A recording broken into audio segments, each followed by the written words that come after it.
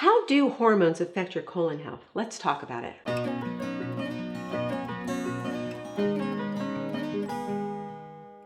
Hormones definitely affect the health of your colon. Estrogen promotes a healthy colon epithelial layer.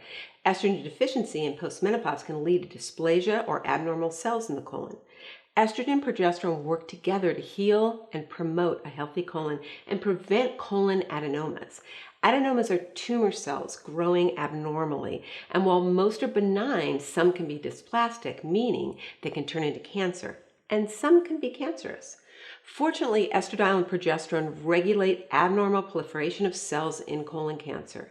These hormones help promote apoptosis or death of abnormal cells. Studies show that higher levels of sex hormone binding globulin, which is a protein produced by the liver in response to how much estrogen your body makes, helps to lower the risk of cancerous adenoma or colon cancer. Studies also show that when testosterone and insulin levels are elevated, they decrease sex hormone binding globulin, which increases the risk of colon cancer. Oral estradiol increases sex hormone binding globulin very well. Now, I'm 61 and I just had my second colonoscopy. My first one 10 years ago was clear, but now that I'm postmenopausal, I had developed a singular tubular adenoma, which is benign. I'll be following up with another colonoscopy in about 5 years, but in spite of a very healthy fiber-rich diet, this benign adenoma occurred because my estrogen levels are lower in the past decade than my very high healthy reproductive levels. Your colon health is yet another reason to keep your hormones in balance, but it's difficult to do when you go through the change.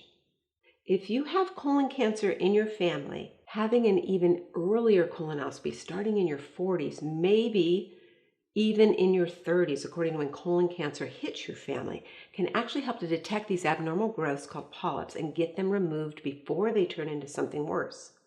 More frequent surveillance can be done by checking out stool DNA, which can pick up dysplasia and colon cancer, and then a colonoscopy can be done to biopsy any abnormal tissue and remove precancerous polyps.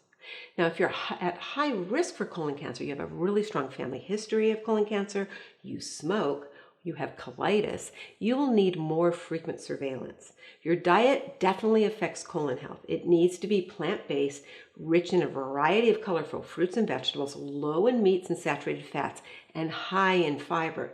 You need at least 25 grams of fiber a day.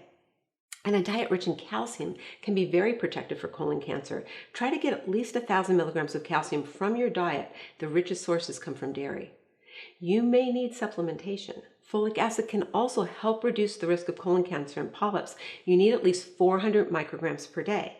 And if you have genetic mutations that interfere with folic acid metabolism, you want to use methyl tetrahydrofolate.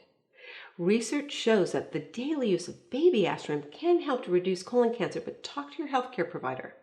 If you have any questions about hormones and colon health, please join me in our hormone support group where I answer your questions live, and you can get access by signing up for my free hormone reboot training.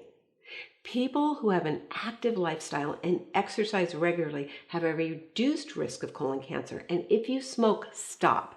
And if you're hormone deficient, discuss with your healthcare provider the benefits of HRT for you. By supporting your hypothalamus with Genesis Gold, it can help optimize cellular detoxification pathways and regulate healthy hormone receptors so that you're less likely to develop abnormal mutant cells that will become cancerous. I'll see you in the next video.